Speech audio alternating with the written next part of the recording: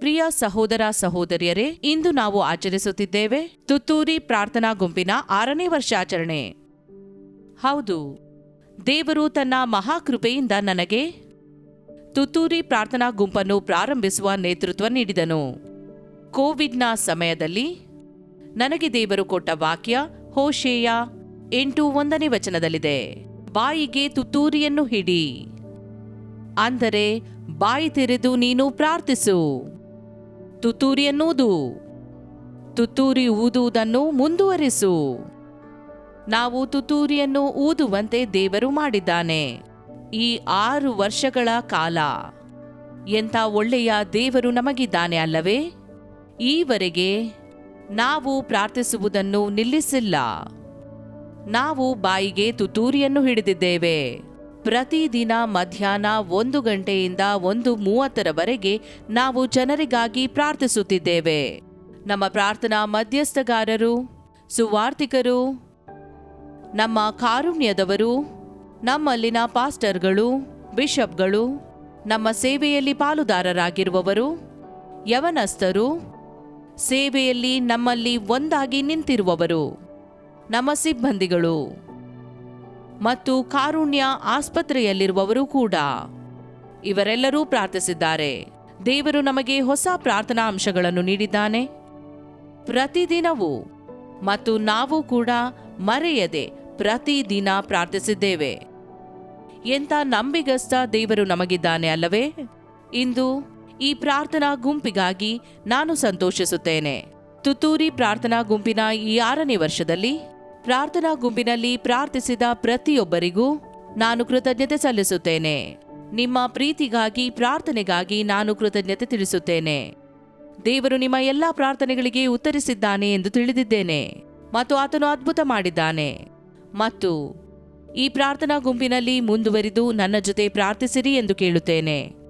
ಸತ್ಯವೇದ ಫಿಲಿಪ್ಪಿ 1:6 ಈ ಒಳ್ಳೆ ಕೆಲಸವನ್ನು ನಿಮ್ಮಲ್ಲಿ ಪ್ರಾರಂಭಿಸಿದ ಆತನು ಅದನ್ನು ನಡೆಸಿಕೊಂಡು ಯೇಸುಕ್ರಿಸ್ತನು ಬರುವ ದಿನದೊಳಗಾಗಿ ಸಿದ್ಧಿಗೆ ತರುವನು.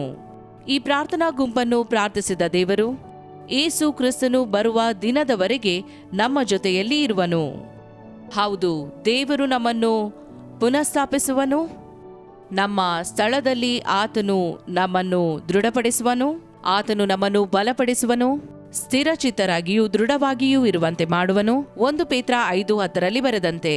ಹೌದು, ದೇವರು ನಮ್ಮನ್ನು ಮುಂದೆಯೂ ಹೀಗೆ ಉಪಯೋಗಿಸುವನು, ನಾವು ಇತರರಿಗೆ ಆಶೀರ್ವಾದವಾಗುವಂತೆ. ಈ ಪ್ರಾರ್ಥನಾ ಗುಂಪಿನಲ್ಲಿ ಪ್ರಾರ್ಥಿಸುತ್ತಿರುವ ಎಲ್ಲರನ್ನೂ ದೇವರು ಆಶೀರ್ವದಿಸಲಿ ಮತ್ತು ನಿಮ್ಮ ಪ್ರದೇಶವನ್ನು ಆತನು ವಿಸ್ತರಿಸಲಿ. ಎಲ್ಲ ಉತ್ತಮವಾಗಲಿ. ದೇವರು ನಿಮ್ಮೊಂದಿಗಿದ್ದು ನಿಮ್ಮನ್ನು ಬಲಪಡಿಸಲಿ.